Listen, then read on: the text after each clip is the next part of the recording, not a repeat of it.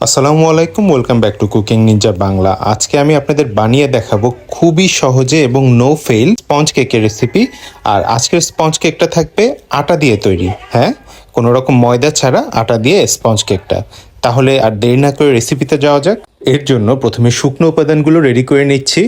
একটা চালনিতে আমি half cup পরিমাণ আটা নিয়েছি। এরপরে এখানে দিচ্ছি কর্নফ্লাওয়ার। এখানে আমি 2 টেবিল চামচ পরিমাণ কর্নফ্লাওয়ার দিচ্ছি। আর দিচ্ছি হাফ চা চামচ বেকিং সোডা। এখানে আপনারা বেকিং পাউডারের বদলে বেকিং সোডাটা ইউজ করবেন।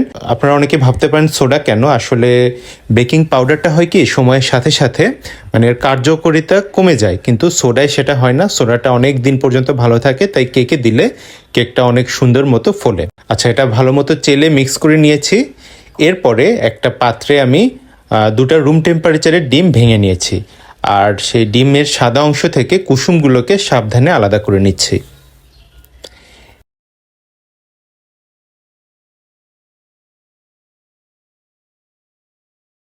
এবার ডিমের সাদা অংশের ভিতরে আমি ক্রিম অফ টার্টার দিলাম, দিয়ে এখন বিট করে নিচ্ছি।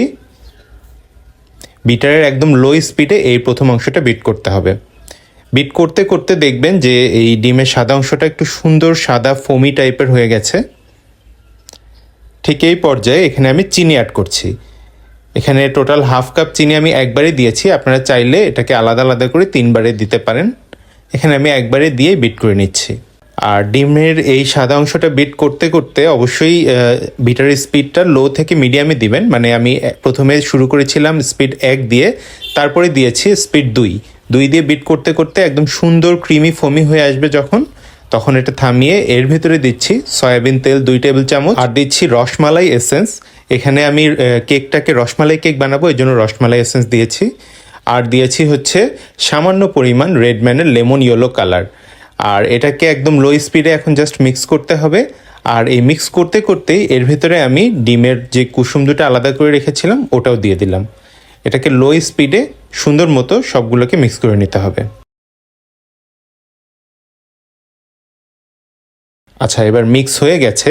এবার আমি আবারও চেলে যেই শুকনো উপাদানগুলো রেডি করে রেখেছিলাম সেগুলোকে আবার দ্বিতীয়বারের মতো চেলে এই ডিমের মিশ্রণে দিব। আর দেওয়ার পরে আমি এখানে ওই বিটারের যে কাঁটাটা বা হুইস্কটা ওটা দিয়েই মিক্স করে নিচ্ছি। আপনারা চাইলে এটাকে হ্যান্ড হুইস্ক দিয়েও করে নিতে পারেন। আর এই ক্ষেত্রে অবশ্যই একটু ঘুরিয়ে ঘুরিয়ে একটু সময় নিয়ে আস্তে ধীরে করতে হবে। আর এভাবেই একবার মিক্স হয়ে যাওয়ার পরে যে শুকনো উপাদানগুলো আছে মানে ময়দার উপাদানটা, ওটা এইভাবে আরও 2বারে এবং 3বারে এভাবে দিয়ে দিয়ে মিক্স করে নিতে হবে। আর আমি ভিডিওটা একটু ফাস্ট ফরওয়ার্ড করে দিয়েছি। এবার মিক্স করার পরে এখানে আমি একটা 6 ইঞ্চি সাইজের রাউন্ড মোল্ড নিয়েছি এবং ওটাকে তেল ব্রাশ করে নিচে একটা কাগজ বিছিয়ে নিয়েছি। সেটার ভিতরে কেকের ব্যাটারগুলোকে আমি ঢেলে দিচ্ছি। আর দেওয়ার পরে একটা কাঠি দিয়ে ভালো মতো এভাবে ঘুরিয়ে ঘুরিয়ে দিচ্ছি। এটা করলে হয় কি, কেকের ব্যাটারগুলোর ভিতরে যদি বড় কোনো বাবলস থাকে বা ফাঁকা অংশ থাকে সেটা মিলিয়ে যায় আর কেকটা একদম সুন্দর স্মুথ হয় বেক হওয়ার পরে। আর এরপরে কয়েকবার এভাবে ট্যাপ করে নিয়ে এটাকে বেক করতে দেবো। আপনারা চাইলে ওভেনেও করতে পারেন, চাইলে চুলাতেও করতে পারেন। আপনারা যদি এটা ওভেনে করতে চান তাহলে 180 ডিগ্রি প্রি হিটেড ওভেনে 25 মিনিটের জন্য বেক করে নেবেন। আর যদি আপনারা চুলাতে করতে চান তাহলে একটা বড় কোনো হাঁড়িতে ওর নিচে একটু বালু দিয়ে তার উপরে একটা স্ট্যান্ড বসিয়ে কেকের এই মোল্ডটা দিয়ে তার উপরে ঢাকনা দিয়ে ঢেকে এটাও এরকম 25 মিনিটের মতো বেক করলেই হয়ে যাবে।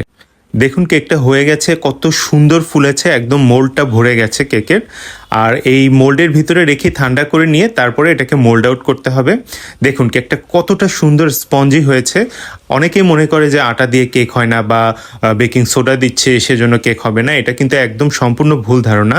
আপনারা অবশ্যই এই রেসিপিতে ট্রাই করে দেখবেন। আমি যেভাবে দেখিয়েছি হুবহু যদি এভাবে ট্রাই করেন আশা করি আপনাদের আর স্পঞ্জ কেক নিয়ে কোনো রকম সমস্যা থাকবে না। এই সেমভাবে আপনারা যে কোনো ফ্লেভারের করতে পারেন। আমি এখানে রসমালাই কেক বানাবো দেখে রসমালাই ফ্লেভার বানিয়েছি। আর এরপরে আমি এই কেকটা ডেকোরেশনের একটা ভিডিও দেখাবো। আর এই ভিডিওটা যদি আপনাদের ভালো লেগে থাকে তাহলে অবশ্যই ভিডিওতে লাইক দেবেন, ভিডিওতে কমেন্ট করবেন আর বেশি বেশি করে শেয়ার করবেন। তাহলে আজকের মতো এ পর্যন্তই। সবাই ভালো থাকবেন, সুস্থ থাকবেন। আল্লাহ হাফেজ।